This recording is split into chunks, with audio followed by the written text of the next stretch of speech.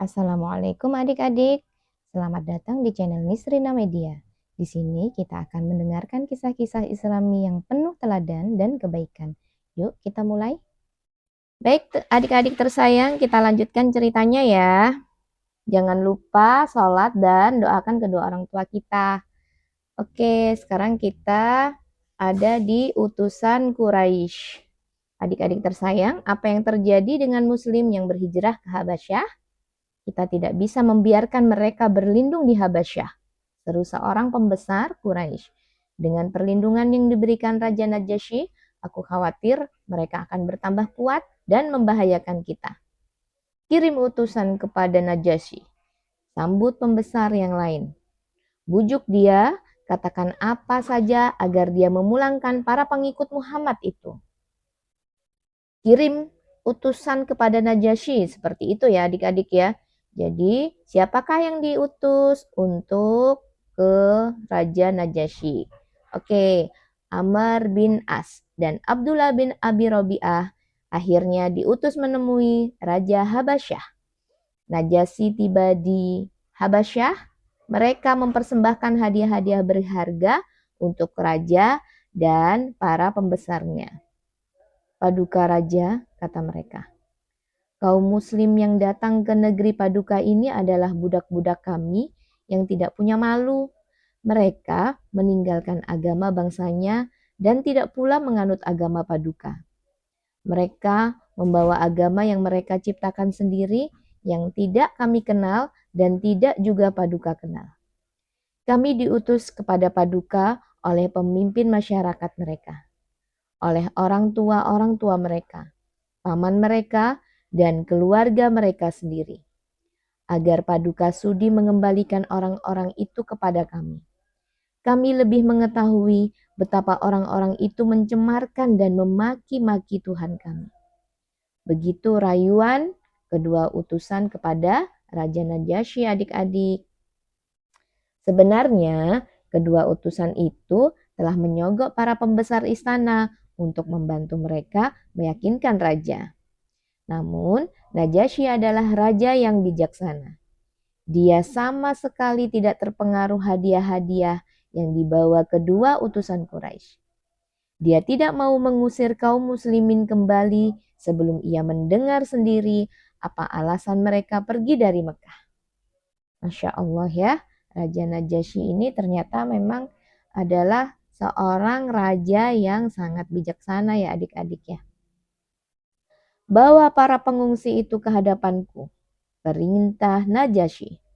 Begitu seluruh kaum muslimin menghadap, raja bertanya, agama apa ini yang sampai membuat tuan-tuan meninggalkan masyarakat tuan sendiri? Tetapi tidak juga tuan-tuan menganut agamaku atau agama yang lain?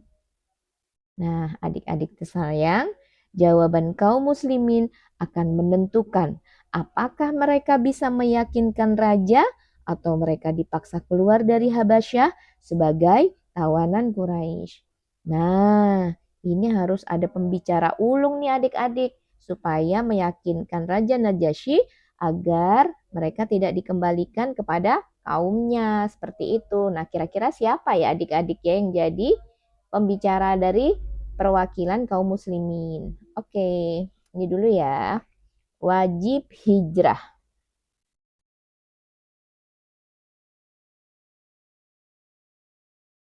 Bentar ya adik-adik ya. Wajib hijrah. Kaum muslimin wajib hijrah ke tempat lain jika tempatnya sudah tidak dapat lagi melaksanakan syiar-syiar Islam berupa sholat, saum, azan, haji, dan sebagainya.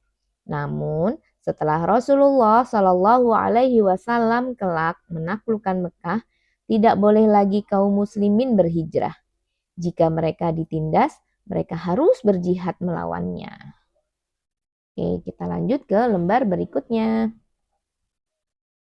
Boleh dan haram hijrah.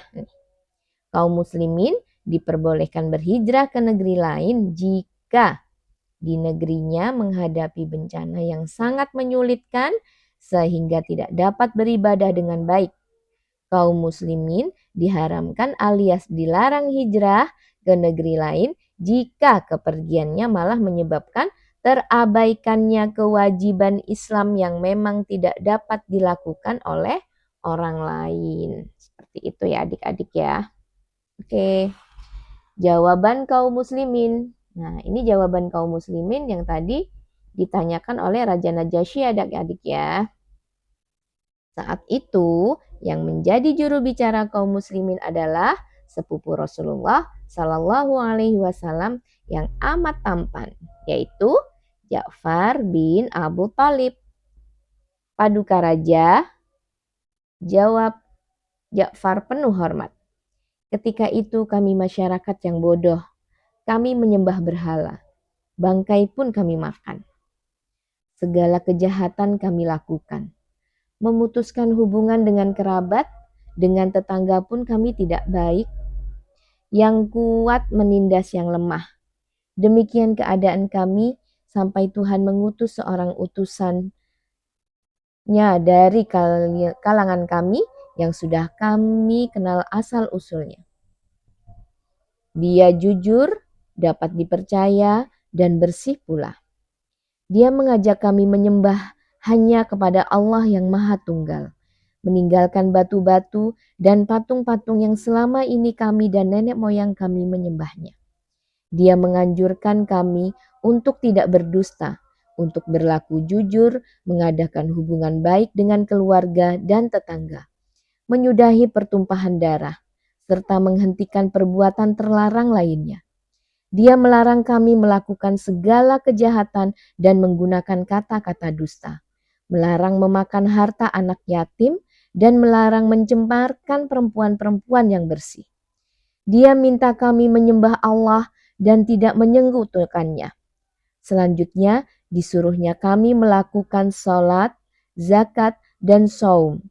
Lalu Ja'far menyebut beberapa ketentuan Islam.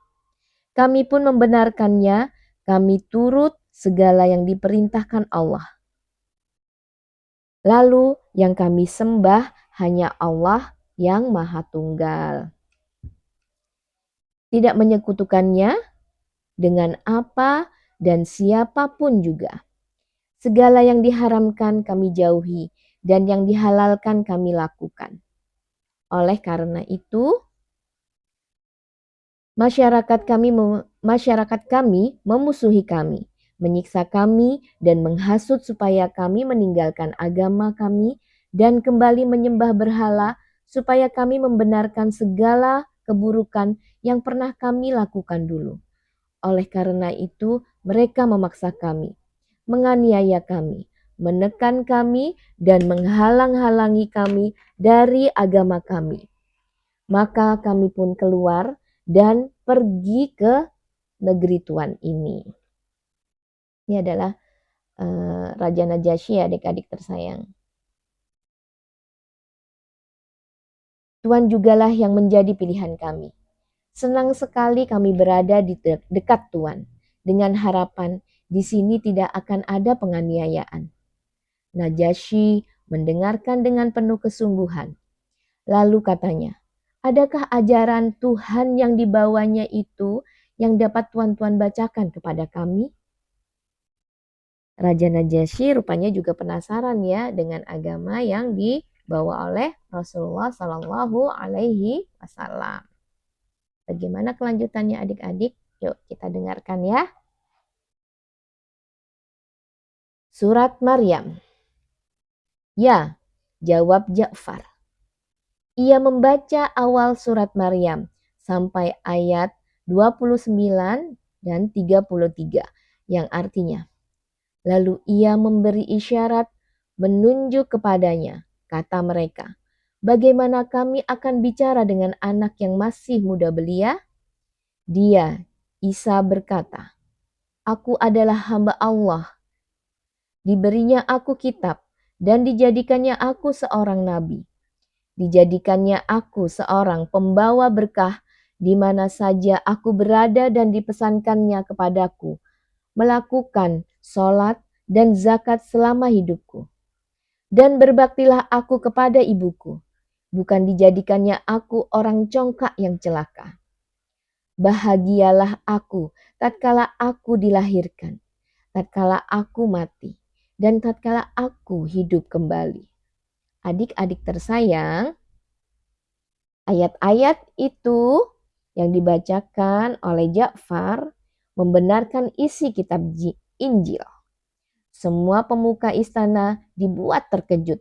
Mereka berkata, itu kata-kata yang keluar dari sumber yang mengeluarkan kata-kata Isa Al-Masih. Penuh haru, Najasyi membenarkan para pembesar istananya. Kata-kata ini yang dibawa oleh Musa keluar dari sumber cahaya yang sama. Najasyi berpaling kepada kedua utusan Quraisy. Pergilah, kami tak akan menyerahkan mereka kepada tuan-tuan. Kaum muslimin saling berpandangan penuh syukur. Sementara itu, Amr bin As dan Abdullah bin Abi Rabi'ah berjalan keluar istana dengan wajah murung. Tidak bisa begini, geluh Abdullah. Tidak bisa kita jauh-jauh datang ke sini untuk kemudian pulang dengan tangan hampa dan terhina. Amr bin As yang terkenal lihai dalam bersiasat merenung sejenak. Rasanya aku masih punya siasat lain, katanya. Namun biar kita kembali esok hari, biarkan para pengikut Muhammad itu merasa senang. Besok akan kita kejutkan mereka dengan pernyataan yang akan kita ajukan kepada Najasyi. Siasat licik apa lagi yang akan dilancarkan oleh mereka ya adik-adik ya? Benarkah siasat itu akan membuat keadaan besok hari berubah sehingga akhirnya membuat Najasyi mengusir kaum muslimin? Yuk kita lanjut ke lembar berikutnya ya adik-adik. Tapi sebelumnya kita baca dulu ini. Al-Quran akan terpelihara. Sampai kapanpun dan bagaimanapun keutuhan Al-Quran akan dijaga oleh Allah Subhanahu wa Ta'ala. Kepastian ini dapat disimak dalam Al-Quran surat Al-Hijr ayat 9. Sesungguhnya kamilah yang menurunkan Al-Quran dan pasti kami pula yang memeliharanya. Masya Allah ya adik-adik ya. Kalian setelah sholat dan mendoakan kedua orang tua ditambah juga dengan mengaji ya adik-adik ya. Mengaji Al-Quran. Semoga kalian menjadi anak yang solih dan solihah. Kita baca dulu sedikit ini tentang Negus. Negus adalah sebutan untuk Raja Habasyah. Dahulu Habasyah bersekutu dengan kerajaan Saba dan harus membayar upeti yang disebut nages kepada kerajaan Saba. Dari kata nages inilah timbul kata negus yang oleh orang Arab diucapkan Najasyi. Ketika kaum muslimin berhijrah ke Habasyah, penduduk negeri itu sudah 300 tahun lamanya memeluk agama Kristen. Menganut agamanya Nabi Isa, adik-adik. Nah, jadi Raja Najasyi ini adalah penganut agamanya Nabi Isa yaitu Kristen secara ya imannya kuat seperti itu ya adik-adik ya. Kaum muslimin menang. Adik-adik tersayang, siasat yang dilakukan oleh utusan Quraisy yang kemarin itu adik-adik, esoknya mereka datang kepada Paduka Najasyi. Gitu ya adik-adik ya. Mereka berkata, Paduka, kata mereka kepada Najasyi pada keesokan harinya. Sesungguhnya kaum muslimin menuduh keji kepada Isa anak Maryam. Mendengar itu, Najasyi terkejut. Dia segera kembali memanggil Ja'far dan teman-temannya. Benarkah kalian menuduh Isa anak Maryam dengan tuduhan yang jelek? Tanya Najasyi. Ja'far kembali menjawab dengan tenang. Tentang dia, pendapat kami adalah seperti yang dikatakan Nabi kami.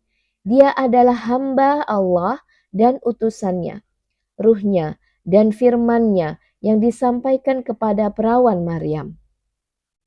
Najasyi turun dari singgasananya dengan mata berbinar gembira. Dia mengambil sebuah tongkat dan membuat sebuah garis lurus di atas tanah. Ini adik-adik ya gambarnya ya. Ini ilustrasinya ya. Ini adalah garis yang dibuat oleh Najasyi. Nyata bagi Najasyi bahwa kaum muslimin mengakui Nabi Isa, mengenal adanya Kristen, dan menyembah Allah. Kepada kedua utusan Quraisy pun disuruhnya pulang dengan tangan hampa. Tidak ada lagi celah bagi tuduhan atau siasat yang dapat mereka lancarkan. Pil pahit ini akan segera sampai kepada para pemuka Quraisy di Mekah. Ya, akhirnya kaum muslimin menang ya adik-adik ya. Setelah itu kaum muslimin tinggal di Habasyah dengan perasaan aman dan tentram di bawah naungan Raja Najasyi. Yuk kita lanjut ke halaman berikutnya adik-adik. Nih, berhalanya aja murung adik-adik. Ini berhalanya disembah loh. Ajakan saling menyembah Tuhan. Di Mekah, para pembesar Quraisy, Abu Jahal bin Hisham, Abu Sufyan bin Harb, Abu Lahab, Utbah bin Rabi'ah, Walid bin Mughirah, dan Umayyah bin Khalaf mengundang Rasulullah Shallallahu Alaihi Wasallam ke pertemuan mereka. Sejenak hati Rasulullah Shallallahu Alaihi Wasallam penuh harapan. Mungkin lewat pertemuan hari ini mereka akan tersentuh oleh Islam. Alangkah kecewanya Rasulullah Shallallahu Alaihi Wasallam ketika lagi-lagi yang mereka tawarkan kepadanya adalah soal harta dan kekuasaan. Beliau diam sejenak, lalu berkata, "Apa yang kalian katakan sama sekali tidak pernah terlintas dalam lubuk hatiku. Aku datang memenuhi ajakan kalian untuk mengadakan perundingan. Tidak ada maksud sama sekali untuk mencari harta kekayaan. Tidak pula kemuliaan dan kekuasaan. Allah telah mengutus diriku sebagai utusan bagi kalian semua. Jika kalian mau menerima ajaran-ajaran yang kubawa, hal itu merupakan keberuntungan kalian di dunia dan di akhirat. Jika kalian semua menolak, aku akan bersabar hingga Allah memutuskan persoalan yang terjadi di antara aku dan kalian." Para pembesar Quraisy itu mengerutkan kening. Lagi-lagi Muhammad bicara tentang Tuhannya. Salah seorang di antara mereka pun akhirnya bicara. "Marilah antara kami dan engkau mengadakan kerjasama dalam persoalan ketuhanan ini. Jika yang kami sembah lebih baik daripada yang kamu sembah, kami akan memperoleh keuntungan darinya. Jika yang engkau sembah lebih baik daripada yang kami sembah, engkau akan memperoleh keuntungan darinya." Orang itu menarik nafas sejenak, lalu melanjutkan lagi. "Maka engkau harus menyembah Tuhan-Tuhan kami dan menjalankan perintah-perintahnya. Kami akan menyembah Tuhanmu dan menjalankan perintahnya." Rasulullah Shallallahu Alaihi Wasallam tidak menunggu sejenak pun untuk menanggapi. Beliau mengutip sebuah ayat Al-Quran. "Tidak, aku tidak akan menyembah apa yang kalian sembah. Kalian pun bukanlah orang-orang yang menyembah apa yang aku sembah.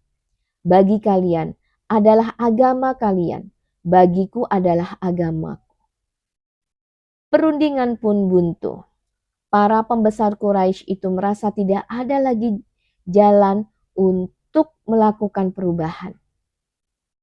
Mereka merasa harus mengambil tindakan keras. Begitu kerasnya sampai Muhammad dan pengikutnya akan meminta ampun kepada mereka. Oh, begitu ya adik-adik ya. Akhirnya tidak ada terjadi pertemuan ini ya, pertemuan kesepakatan di antara mereka ya. Sempat kembali. Kaum muslimin yang berhijrah ke Habasyah sempat kembali ke Mekah karena mendengar berita bahwa orang Quraisy sudah tidak terlalu keras memusuhi Rasulullah Shallallahu Alaihi Wasallam.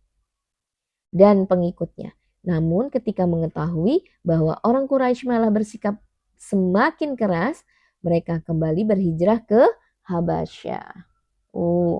Akhirnya mereka sempat ya adik-adik ya pulang ke Mekah. Ternyata yang terjadi tidak sesuai dengan ekspektasi adik-adik dan akhirnya mereka kembali ke Habasyah. Oke, ancaman terhadap pedagang muslim. Pemboikotan kecil-kecilan terhadap kaum muslimin sebenarnya telah lama dijalankan. Kalau ada seorang saudagar menjadi muslim, Abu Jahal akan mengatakan, akan kami boikot barang-barangmu dan mengubahmu sampai jadi pengemis. Seperti itu ya ancamannya ya adik-adik ya. Tapi karena keimanan mereka kuat adik-adik, maka ancaman itu tidak berlaku bagi kaum muslimin. Oke. Pemboikotan. Kalian bayangkan, seru seorang pemuka Quraisy kepada yang lainnya. Jumlah pengikut Muhammad kian bertambah. Budak-budak kita telah berani mengangkat muka di hadapan tuan-tuannya, sebab mereka dilindungi para pengikut Muhammad yang kaya raya. Jika kita menyiksa budak itu, pasti datang salah seorang pengikut Muhammad yang tanpa berat hati akan membebaskan mereka. Itu yang membuatku khawatir. Sahut yang lain. Bayangkan jika jumlah budak yang dibebaskan itu semakin banyak dan mereka diberi senjata. Kita pasti akan kewalahan menghadapinya. Pembesar yang lain terdiam. Mereka mengakui ancaman besar itu. Sejak Hamzah dan Umar mengikuti Muhammad, kita benar-benar kekurangan kekuatan. Keluh seseorang. Kata-kata itu menyakitkan dan membuka lagi luka lama. Bagi para pembesar itu, puluhan budak yang masuk Islam tidak sebanding dengan keislaman seorang Hamzah atau Umar. Muhammad tidak akan berdaya kalau keluarganya dari Bani Hashim tidak melindunginya. Geram seseorang. Ya, Bani Hashim pun yang belum semuanya jadi pengikut Muhammad harus menerima akibatnya. Kita boikot mereka semua. Jangan beri mereka kesempatan untuk mencari nafkah. Kita buat mereka semua miskin dan sengsara. Seruan itu disambut ramai oleh para pembesar. Akhirnya mereka mengeluarkan sebuah pengumuman yang mereka tulis di atas sebuah lembaran. Isinya melarang seluruh manusia menjalin hubungan pernikahan dan jual beli dengan Bani Hashim. Lembaran itu mereka gantungkan di dinding Ka'bah. Keesokan harinya, penduduk Mekah menjadi gempar. Keputusan ini akan membuat Bani Hashim terkucil, kelaparan, dan tertekan. Adik-adik tersayang, apakah Bani Hashim akan meninggalkan perlindungannya kepada Rasulullah Sallallahu Alaihi Wasallam? Kalian penasaran? Ayo lanjut di lembar berikutnya. Nah ini kenapa ini adik-adik tersayang?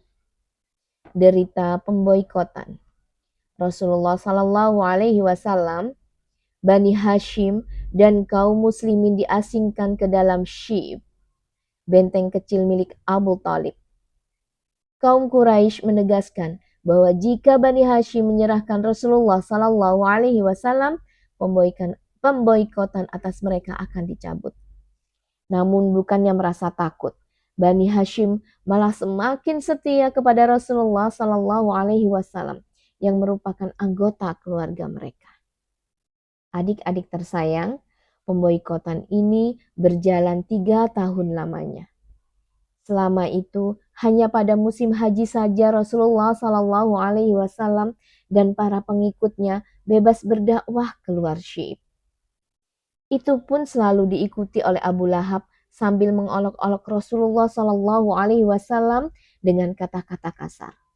Pada musim haji itu, Mekah ramai didatangi para peziarah dari seluruh pelosok jazirah. Akibat adanya pelarangan hubungan dagang, saat itu Rasulullah Sallallahu Alaihi Wasallam dan keluarganya tidak dapat membeli makanan yang cukup. Pada waktu-waktu yang paling sulit, mereka sering terpaksa memakan daun-daunan dan kulit-kulit pohon yang tipis. Anak-anak menangis pada malam hari karena kelaparan. Sementara itu, orang-orang dewasa mengganjal perutnya dengan batu agar tidak masuk angin. Perbuatan kejam itu juga menimbulkan rasa kasihan pada sebagian orang Quraisy, apalagi yang memiliki hubungan saudara dengan Bani Hashim. Orang-orang ini sering dengan berbagai cara mencoba menolong keluarga mereka di dalam Syi'ib. Suatu ketika, Abu Jahal yang sedang meronda di sekitar Syi'ib memergoki Hakim bin Hizam bin Khuwailid dan budak laki-lakinya berusaha menyelundupkan gandum dan makanan lain untuk bibinya yang tidak lain adalah Bunda Khadijah, istri Rasulullah Shallallahu Alaihi Wasallam. Tanpa ampun, Abu Jahal memukuli budak laki-laki itu dan merampas karung gandum. Aku bersumpah, teriak Abu Jahal, terengah-engah sambil terus memukul. Aku bersumpah, tidak seorang pun dapat menyelundupkan makanan kepada Muhammad. Pada saat itu, Abu Al-Bakhtari datang sambil berseru kepada Abu Jahal. Hai, makanan ini tadinya milik bibinya. Bibinya lalu mengirimkan kepadanya. Mengapa engkau melarangnya mengantarkan makanan tersebut kepada bibinya lagi? Kemudian keduanya berkelahi. Abu Jahal terluka karena dipukul dengan tulang unta. Begitu ya adik-adik ya. Jadi pemboikotan itu menyebabkan pengiriman makanan untuk keluarga Bani Hashim, bahkan keluarga Bunda Khadijah pun sulit ya adik-adik ya. Jadi mereka harus bersabar ekstra ini adik-adik. Harta Abu Bakar. Ketika masuk Islam, Abu Bakar mempunyai harta sebanyak 50.000 dirham. Beliau membebaskan 7 budak dengan harga 400 dirham seorang. Jadi, uang beliau terpakai sebanyak 2.800 dirham. Namun, ketika berhijrah ke Madinah, uang Abu Bakar tinggal 4.000 dirham. Besar kemungkinan sebagian besar harta itu dihabiskan untuk mempertahankan hidup kaum muslimin selama 3 tahun pada masa pengasingan ini. Ya, Abu Bakar adalah salah seorang yang kaya ya adik-adik ya di Mekah pada saat itu. Derita di pengasingan. Ibu, aku lapar. Tangis seorang anak di dalam Syi'ib. Besok ya nak, besok kita pasti dapat kiriman makanan, jawab ibunya. Tidak mau, aku mau makan sekarang. Karena tidak kuat menahan perutnya yang perih, anak itu menangis dan menjerit-jerit. Adik-adik tersayang, tangis dan jerit anak-anak terdengar hampir setiap malam dari dalam Syi'ib. Sebagian penduduk Mekah tampaknya mulai tidak tega melihat penderitaan Bani Hashim. Tetapi mereka takut untuk membantu. Ada 400 orang keluarga Bani Hashim yang bertahan di dalam Syi'ib. Kehidupan mereka begitu keras dan penuh dengan kekurangan. Tetapi tidak satu pun yang berniat untuk mengkhianati Rasulullah Sallallahu Alaihi Wasallam. Padahal tidak semua anggota keluarga telah memeluk Islam, termasuk Abu Thalib, sang pemimpin Bani Hashim. Kehadiran Rasulullah Sallallahu Alaihi Wasallam di tengah-tengah mereka sudah cukup membuat mereka lupa akan segala kecemasan dan membuat mereka selalu berbahagia. Mereka mengerti bahwa Allah telah memilih mereka untuk melindungi utusannya dari semua musuh. Bagi Bani Hashim, itu adalah sebuah kehormatan yang membuat mereka tidak mau menukar Rasulullah Sallallahu Alaihi Wasallam dengan apapun. Bahkan dengan sebuah kerajaan sekalipun. Mereka bahkan menjalani tahun-tahun pengasingan yang pahit itu dengan rasa bangga. Tidak satu pun dari 400 orang itu berniat untuk menyelamatkan dirinya sendiri. Padahal mereka tidak tahu kapan pengasingan itu akan berakhir. Hari demi hari, sudah bertekad mengikuti Rasulullah Shallallahu Alaihi Wasallam kemanapun. Mereka lebih suka menjadi tawanan daripada hidup bebas tanpa Rasulullah Shallallahu Alaihi Wasallam. Bagi mereka, hidup tanpa Rasulullah Shallallahu Alaihi Wasallam adalah hidup yang tidak layak dijalani. Adik-adik tersayang, selama masa-masa sulit itu ada sosok penting selain Rasulullah Shallallahu Alaihi Wasallam yang menjadi teladan bagi semua penghuni SHIP. Bagaimana mereka harus menjalani hidup dengan penuh ketabahan? Siapakah orang yang mulia itu? Kalian penasaran kan adik-adik tersayang? Ya, kita baca dulu. Syib Abu Thalib. Syib Abu Thalib nih ya. Syib Abu Thalib, tempat kaum muslimin digiring, dikurung, dan dijaga, dikelilingi dinding batu tinggi yang tidak dapat dipanjat. Letaknya di bukit Abu Qubaish, sebelah timur Mekah. Pintu masuknya berupa celah sempit dengan tinggi kurang dari 2 meter yang hanya dapat dimasuki unta dengan susah payah. Oke, untuk kelanjutannya kita lanjutkan besok ya adik-adik ya. Jadi sekarang kita sudahi dulu. Oke, kalian bagikan video ini jika bermanfaat. Jika bermanfaat dan kalian bagikan, akhirnya kalian akan mendapatkan pahala juga adik-adik. Yuk, terima kasih ya. Wassalamualaikum warahmatullahi wabarakatuh.